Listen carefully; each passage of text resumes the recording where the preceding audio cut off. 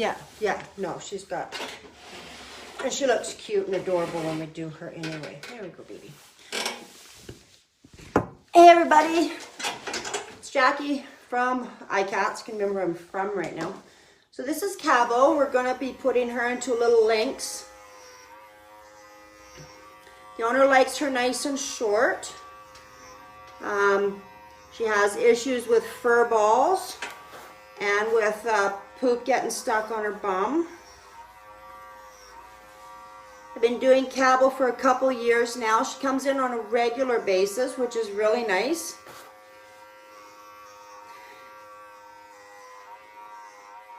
And if you can get your, hi Angela, get your cats coming in on a regular basis, life will be so much easier, especially when they get to be seniors. Hey, Betty. Because we like to keep those seniors nice and shorter. And if they come in on a regular basis for grooming, then they're used to it, and it's really easy to do. So I'm taking her down in a 10. These clippers actually don't have a name. Hi. Because I'm actually testing them for a company.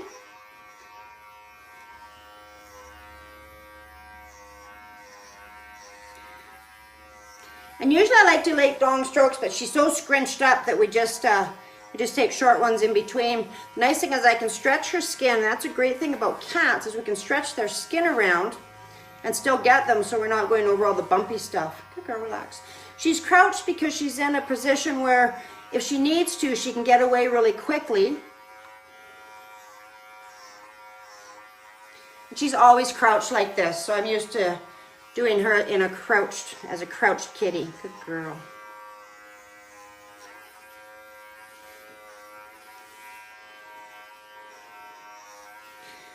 Hi. She's such a good cat. Does she know sign language? A little bit. A little bit? Her owner is partially deaf, so she does know a little bit of sign language. Sign language is great for cats and for dogs, as long as they're looking at you. But if they're not looking at you, well, they're gone. That's for cats and dogs that are deaf. Hi, Claire. There we go. Good girl. Like to stretch the skin, and then that way we can get it really nice and tight, and we can get it nice and even, because she's got lots of bumpies over her hips. And again here, I'm just going this way over the nipples, just with her sitting rather than lying down. Hi, you good girl? So we're doing a Lynx on her. So what I'm gonna do, first I'm gonna comb this out here. Good girl. And I'm gonna start, when I do my Lynxes, I like to start the top part past the jaw joint here. So I'm going up into the jaw, but what that does, and I'll show you here, we'll do it normal just here, and straight down, but when they bend their head, they have this little bit here that makes them look like they have a double chin. So we just want to take that right off. Yeah, they are new trimmers, Claire. I'm just testing them for a company, so they don't have a name or anything yet.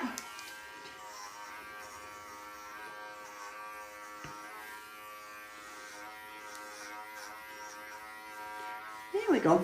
So now that I've gone past her jaw, if we put her down, you can see it's nice and neat here. It's not, you don't get that double chin of fur that we often get. Hi. We've got these long strands here, but I'm going to take them up a bit. What I'm going to do is I'm going to undercut, because then I can take this bulk off. If we don't, as soon as they turn their head, you can see all this bulk, horrible stuff here. So we want to take that off. And we can actually see here where there's a natural mane separation, right? So I really kind of like to take this up a little bit. Just go a little bit up there. Good girl. And then we can comb it out, and she has these longer strands. But they're not as bulky as, say, over here, because we haven't removed any of that bulk underneath there. Hey, Angela, what are you asking me? I have some cats that come in for a regular schedule for a cat. Cabo comes in November, December, January, February, about every 3.5 months. I have some cats that come in every 6 weeks. I have some cats that come in every 8 weeks.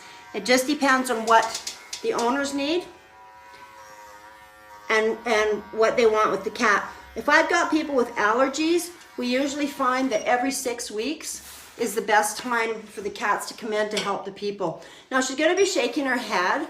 The owners just told me that she has been to the vet. She has an ear infection. So she's on some medication right now. Again, it's the same with the back here. Here, we're going to turn you over because I just did that part.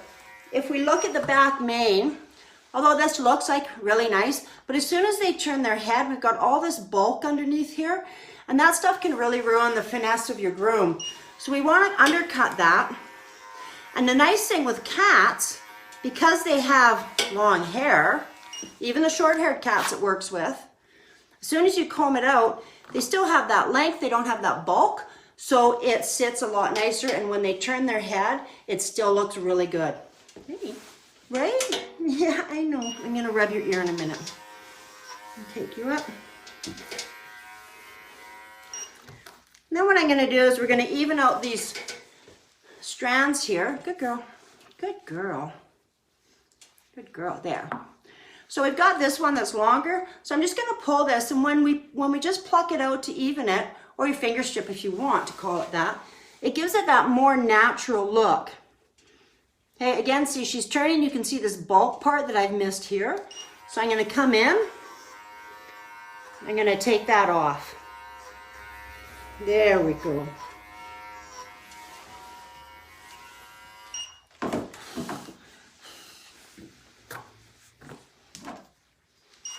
There we go.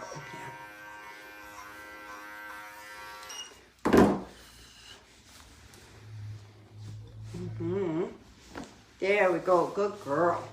And we've got this really nice and shimmied down so it's nice and smooth, and it just cascades right down in a nice line down into those beautiful little tufts there. Same on this side, we've got that nice line that comes down into these tufts. Good girl. Yes, you are. Let's see your ears. Oh, is this your... Oh, yeah. Hey, Cassandra, how's it going, dear? I have to come up.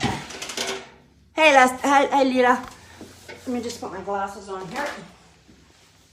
There we go. Now I can see you. Hey, Alicia. Hey, Cassandra. Hey, Amber. Thanks, Amber. I'm glad you like watching me. So now we're going to go around over here. I'm going to do her back end here. Good girl. The glasses on. And here I'm going to scoop, and she's a little bit chunky here, so I can actually just go straight down here without really much of a worry, because that tenting's gone because she's got a little bit of chub there. So she takes that tenting out. I know. I'm going to put a mark here, and we're just going to, oh, you're okay.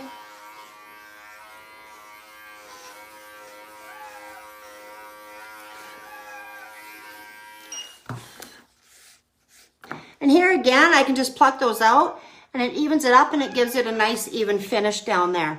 But a more natural one without such a severe one. I can also skim it, what I'm doing now. Good girl. There we go here.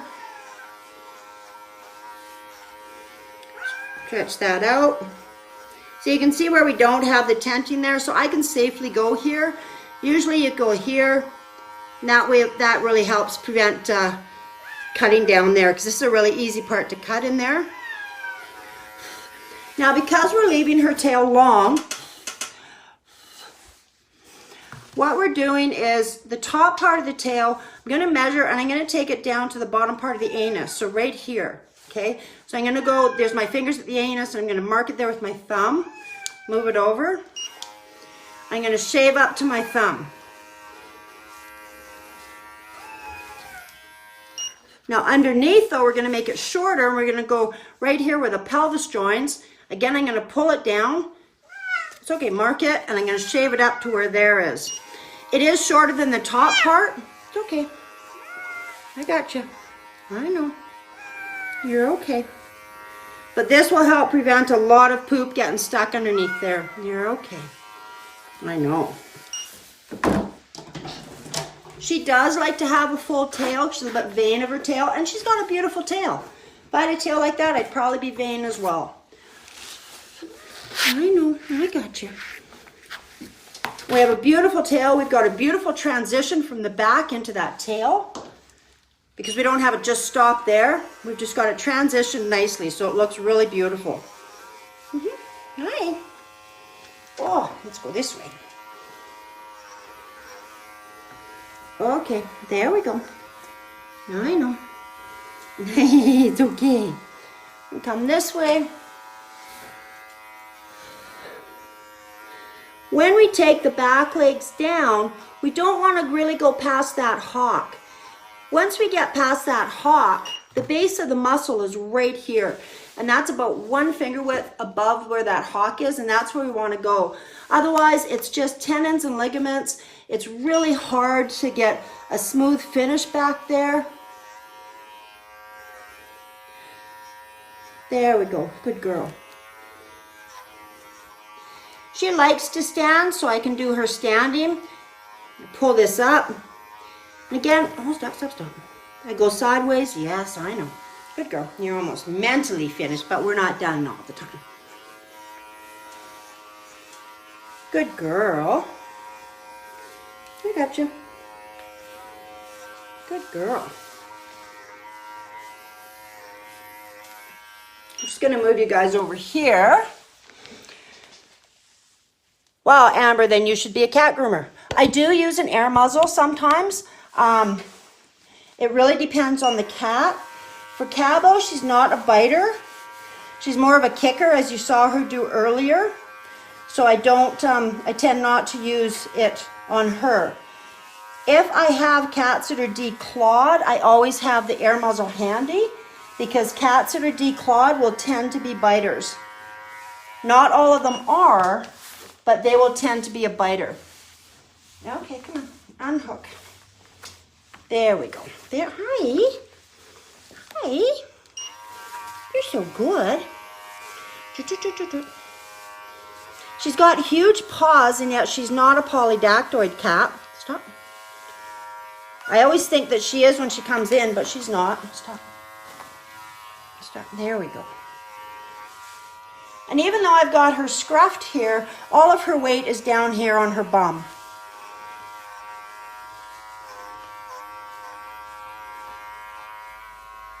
I can stretch her out, and I can get into here with all this, with her in this position.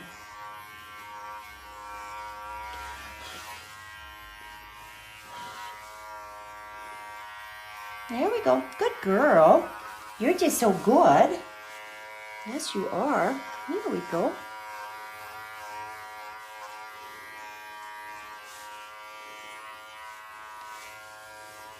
Hi, Mumpkin. Hey, buddy.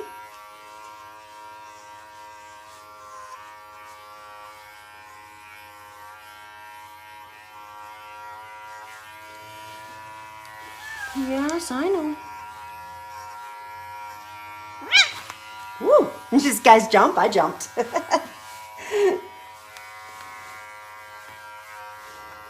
You almost got the guys on the camera.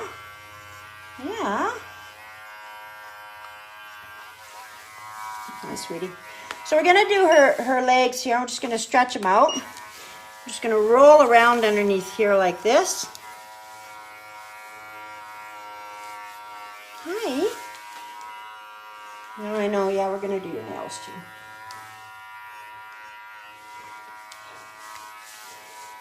Same thing, we're going to go around this way.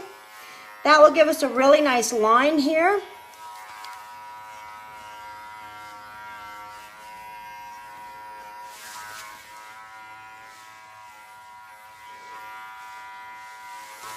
And back over here, clean that up. There we go. Good girl.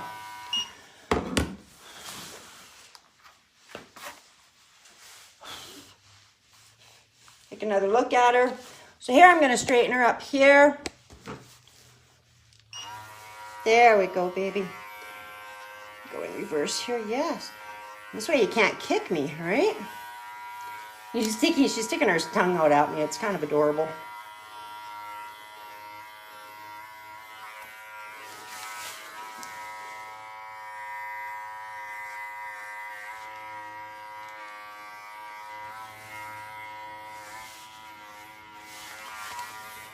Sorry guys, here I'll move you over here. There, now you can see what I'm sort of doing. There we go. Good girl. There we go.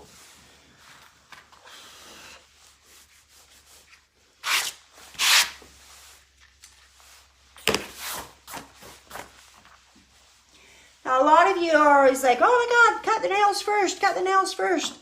It depends on the cat. Sometimes I do cut the nails first and sometimes I don't. A lot of times I just forget because I'm just kind of in the mode of doing the cat. So sometimes I do them before, after, sometimes I'll do them during. I just want to get these hooks off. I like using toenail clippers. Hey Monique. Yeah, so you just trim the nails first. I like using toenail clippers strictly because if you look at the cat's nails, they're flat. They're not really round like a dog's. And this one can go slide right over, bang, like that. So we're not trying to hit this into a hole. The scissor nail clippers like this are kind of my next favorite. Little ones like this. Okay. But these ones I like because you can get them real cheap and real easy.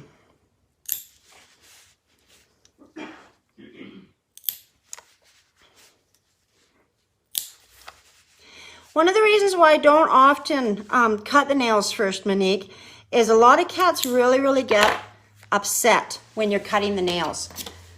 So a lot of times I tend not to cut the nails first because I don't want to make that groom already on a bad note, and I don't want to take that extra time to make the cat upset. Because a lot of times when we do cats, we have a very small period of time. And if I can get away with cutting the nails after, I will. And then that way I don't have to worry about the cat getting upset before we even start the groom. Because a lot of these guys come in pretty matted, and we only have really tiny time to get those mats out. I don't cut the nails on farm cats or cats that are generally outside because they need those.